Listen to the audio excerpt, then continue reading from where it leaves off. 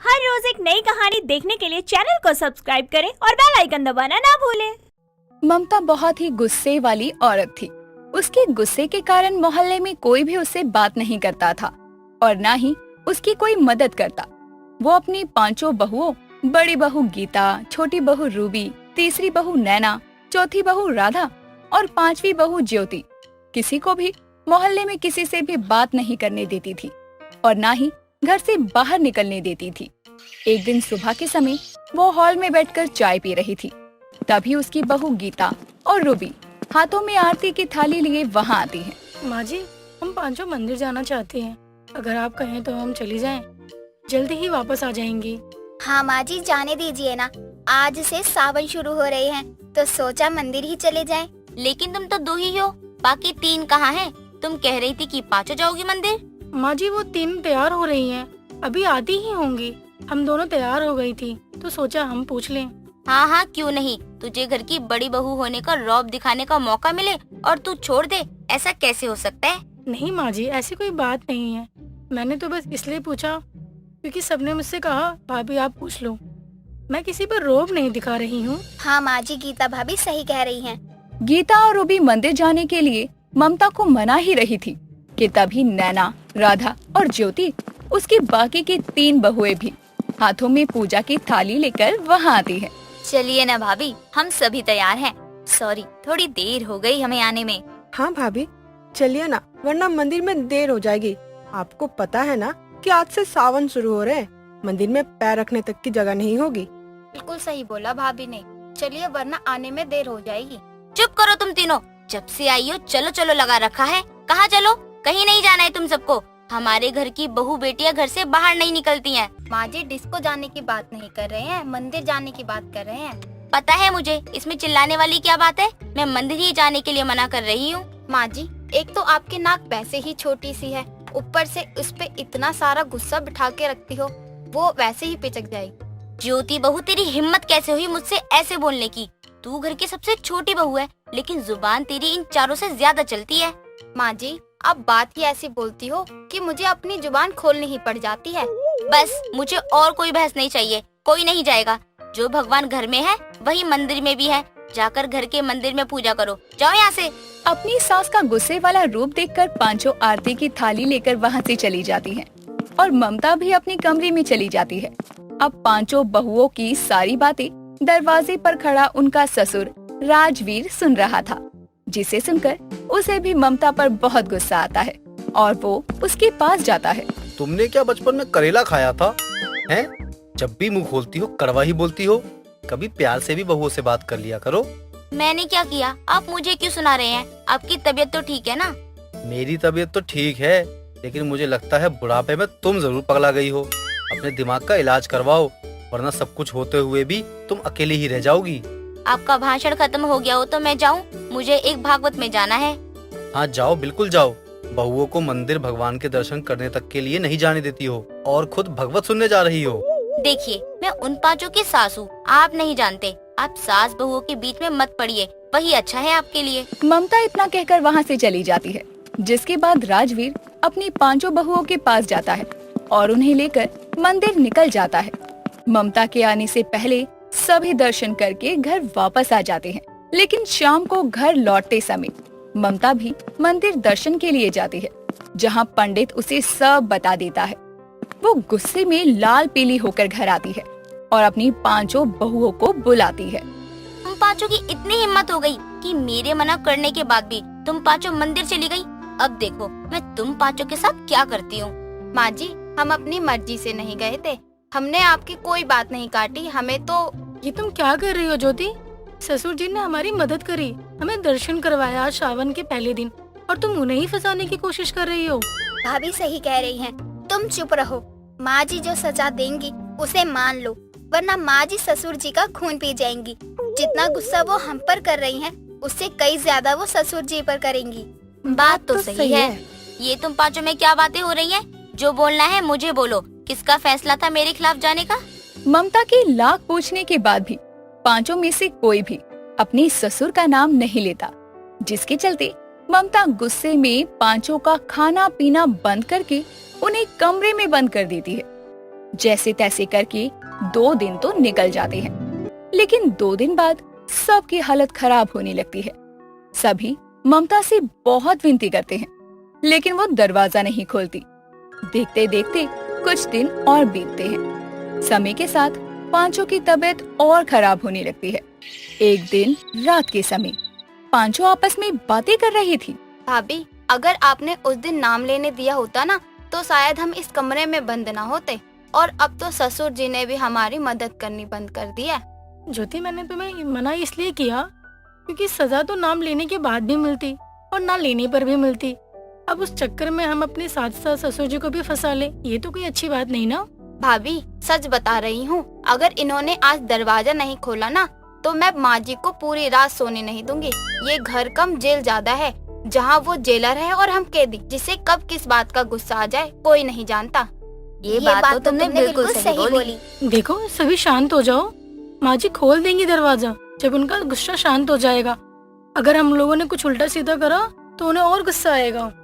गीता के कहने पर सभी शांति से बैठ जाती हैं, लेकिन भूख प्यास की वजह से सबकी जान निकलने को हो रही थी। तभी कुछ देर बाद चारों अचानक से बेहोश हो जाती हैं।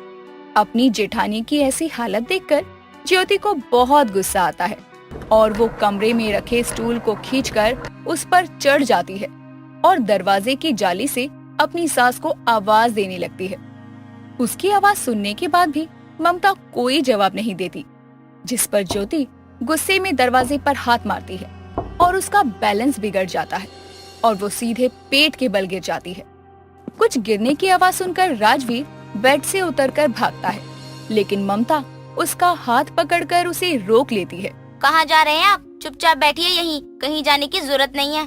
तुम्हारा दिमाग तो ठीक है ना, हमारी पांचों बहुएं कमरे के अंदर हैं। इतनी जोर से कुछ गिरने की आवाज आई है, पता नहीं क्या हुआ है। एक बार चलकर देखना तो चाहिए। कोई जरूरत नहीं है, अब इस कमरे का दरवाजा सुबह ही खुलेगा। आज के बाद वो पांचों सपने में भी मेरे खिलाफ जाने की कोशिश नहीं करेंगी।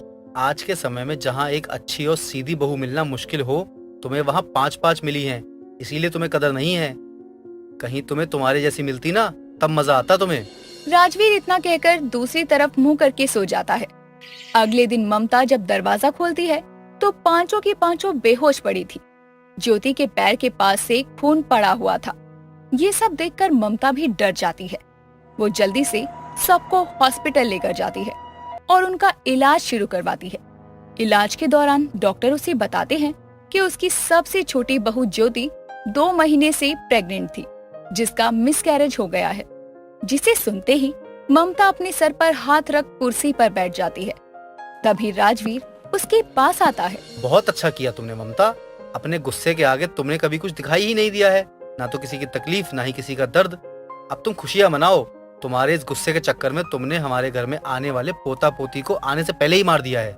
ऐसा मत करिए, मुझे अपनी गलती का एहसास है, मुझे उसकी सजा भी मिल गई है। सजा तुम्हें नहीं, उस माँ को मिली है जिसने अपना बच्चा खो दिया है, वो भी तुम्हारे गुस्से के कारण। अब तुम उससे कैसे नजर मिलाओगी?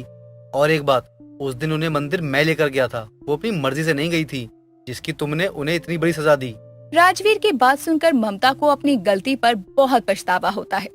थोड़ी देर बाद वो अपनी बहू के पास जाती है और उन्हें सारी बातें बताकर उनसे अपनी गलती की माफी मांगती है और अपनी सास को अपनी गलती पर पछताते देखकर पांचों उसे माफ कर देती हैं। जिसके बाद ममता अपने गुस्से को कम करके अपनी पांचों बहुओं के साथ प्यार से रहना शुरू कर देती है। राधिका और शैली दोनों अच्छी सहेलियां थी। दोनों ही साथ साथ कॉलेज जाया करती थी। साथ ही दोनों के घर भी एक ही गली में थे, जिस वजह से वो दोनों दोस्त होने के साथ साथ पड़ोसने भी थी। ऐसे ही एक दिन जैसे ही दोनों अपनी क्लास खत्म होने के बाद कॉलेज से बाहर आती हैं, तो देखती हैं कि एक आंटी सर पर टोकरी में ढेर सारी इमली रखे हुए बेच रही है। ये देखकर राधिका बोलती है, अरे देखो, आज वही इमली वाली आंटी आई है। अरे हाँ यार, ये तो वही आंटी है ना जो हमारे स्कूल के समय हमारे स्कूल के गेट पर ही इमली बेचती थी, और ये आज यहाँ भी आ गई। अरे हम इनसे स्कूल टाइम में रोज इमली लिया करते थे, याद है ना तुम्हें? अरे हाँ यार, कैसे भूल सकती हूँ मैं।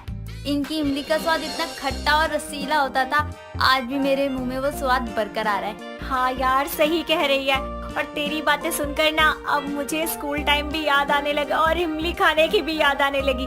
चल बातें बाद में करते हैं, इमली ले लेते हैं। अरे हाँ यार, मेरे मुंह में तो पानी आ रहा है वो सब याद करके। चलो अब हम देर ना करते हुए इमली खरीद लेते हैं। इतना कहकर दोनों सहेलियां इमली वाली आंटी के पास जाती है, जहां वो जोर जोर से आवाजें लगा रही होती है। इमली ले लो इमली, खट्टी मीठी इमली, कच्ची पक्की इमली। आंटी मुझे इमली दे दो। हाँ लो बेटी, कितने रुपए की दूं? 100 रुपए की दे दो। इतनी सारी इमली खट्टी ही खरीद रही है, क्या करेगी इनका? अरे यार, तू नहीं जानती मुझे इमली खाना कितना पसंद है।